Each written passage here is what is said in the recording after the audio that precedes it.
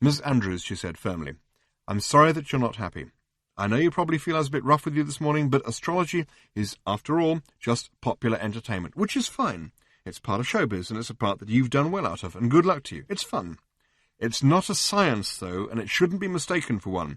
I think that's something we both managed to demonstrate very successfully together this morning, while at the same time generating some popular entertainment, which is what we both do for a living. I'm sorry if you have a problem with that. I'm perfectly happy, said Gail Andrews. Oh, said Tricia, not quite certain what to make of this. It said in your message that you are not happy. No, said Gail Andrews. I said in my message that I thought you were not happy, and I was just wondering why. Tricia felt as if she'd been kicked in the back of the head. She blinked. What? She said quietly. To do with the stars. You seemed very angry and unhappy about something to do with stars and planets when we were having our discussion, and it's been bothering me, which is why I came to see if you were all right. Tricia stared at her. Miss Andrews, she started, and then realized that the way she had said it sounded exactly angry and unhappy, and rather undermined the protest she had been trying to make. Please call me Gail, if that's okay. Tricia just looked bewildered. I know that astrology isn't a science, said Gail. Of course it isn't. It's just an arbitrary set of rules, like chess or tennis. Or what's that strange thing you British play? Cricket? Self-loathing? Parliamentary democracy. The rules just kind of got there. They don't make any kind of sense except in terms of themselves. But when you start to exercise those rules, all sorts of processes start to happen, and you start to find out all sorts of stuff about people. In astrology, the rules happen to be about stars and planets, but they could be about ducks and drakes for all the difference it would make. It's just a way of thinking about a problem, which lets the shape of the problem begin to emerge. The more rules, the tinier the rules, the more arbitrary they are, the better. It's like throwing a handful of fine graphite dust on a piece of paper to see where the hidden indentations are. It lets you see the words that were written on the piece of paper above it that's now been taken away and hidden. The graphite's not important.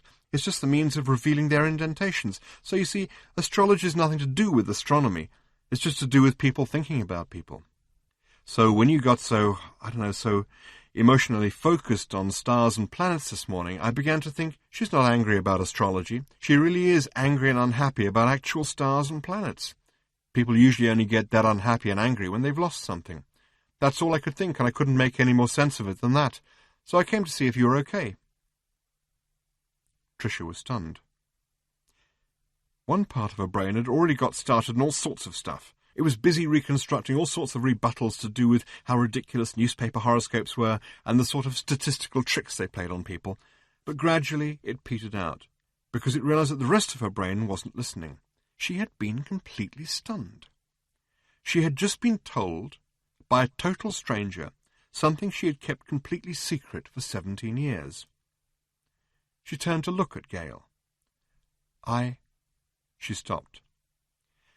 Okay, she said, suddenly blurting it out. I don't know how you've worked it out, but... I didn't work it out, as you put it, said Gail. I just listened to what you were saying.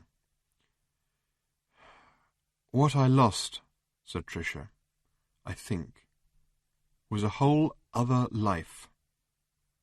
Oh, everybody does that, said Gail. Every moment of every day, every single decision we make, every breath we draw, opens some doors and closes many others. Most of them we don't notice, some we do. Sounds like you noticed one. Oh, yes, I noticed, said Tricia. All right, here it is. It's very simple. Many years ago, I met a guy at a party. He said he was from another planet and did I want to go along with him. I said, yes, okay, it was that kind of party. I said to him to wait while I went to get my bag, and then I'd be happy to go off to another planet with him. He said I wouldn't need my bag. I said he obviously came from a very backward planet, or he'd know that a woman always needed to take her bag with her. He got a bit impatient, but I wasn't going to be a complete pushover just because he said he was from another planet. I went upstairs. Took me a while to find my bag, and then there was someone else in the bathroom. Came down, and he was gone. Tricia paused. And? Said Gail. The garden door was open. I went outside. There were lights, some kind of gleaming thing. I was just in time to see it rise up into the sky, shoot silently up through the clouds and disappear. That was it. End of story. End of one life, beginning of another. But hardly a moment of this life goes by that I don't wonder about some other me, a me that didn't go back for her bag. I feel like she's out there somewhere, and I'm walking in her shadow. A member of the hotel staff was now going round the bar asking people if they were Mr. Miller. Nobody was. You really think this person was from another planet? Asked Gale.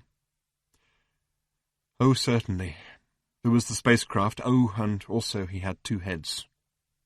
2? Didn't anybody else notice? It was a fancy dress party, said Tricia. Oh, I see, said Gale. And he had a birdcage over it, of course, said Tricia, with a cloth over the cage. Pretended he had a parrot. He tapped on the cage and it did a lot of stupid pretty Polly stuff and squawking and so on. Then he pulled the cloth back for a moment and roared with laughter. There was another head in there, laughing along with him. It was a very worrying moment, I can tell you. I think you probably did the right thing, dear, don't you? Said Gale. No, said Tricia. No, I don't. And I couldn't carry on doing what I was doing either. I was an astrophysicist, you see. You can't be an astrophysicist properly if you've actually met someone from another planet who's got a second head that pretends to be a parrot. You just can't do it. I couldn't, at least. I can see it would be hard, said Gale, and that's probably why you tend to be a little hard on other people who talk what sounds like complete nonsense.